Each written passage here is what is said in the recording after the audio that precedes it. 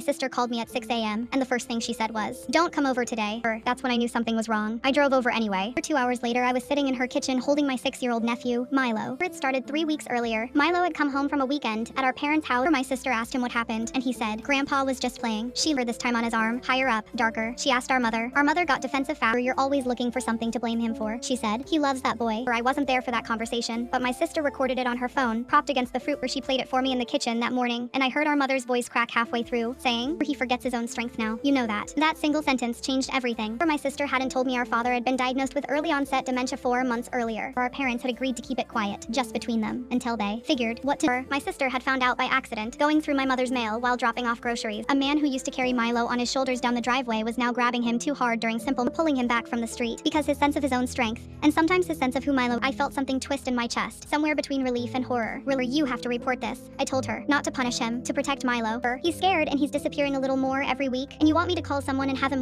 He is dangerous right now, not on purpose, but he is." She didn't answer. She just stared at the recording still open on her phone screen, our mother's voice frozen mid-sentence. That afternoon, Milo was playing in the yard when my father showed up unannounced. The way he scooped Milo up too fast, spun him, and Milo yelped, more startled than hurt. He kept turning in circles, laughing, calling him by my sister's name from 30 years ago, not Milo. My sister ran outside and pried her son from his arms, and for a second our father's face went completely like he didn't know why she'd taken the boy, like he didn't know who any of us were. But then it cleared, and he just looked exhausted and ashamed and old in a way I'd never seen before. My sister sat him down at the kitchen table instead, held his hands, and told him gently what the doctor had already told them: he couldn't be alone with Milo anymore, not until they had real supervision in place. He nodded like he understood. An hour later he asked why Milo wasn't visiting this weekend, as if the conversation had never happened. My father sees Milo only with 2 adults present always. My sister still hasn't reported, still hasn't told anyone at Milo's school, still records every visit. Just in case. I keep asking myself what the right thing actually is. Protecting a child from a man who loves, protecting a father who is losing himself piece by piece and doesn't need the added shame of being report purpose. There isn't a clean answer. My sister still has that first recorder. She says she doesn't know if she's keeping it as evidence or as a way of holding on to the sound of our mother, or still whole enough to lie to protect someone she loves.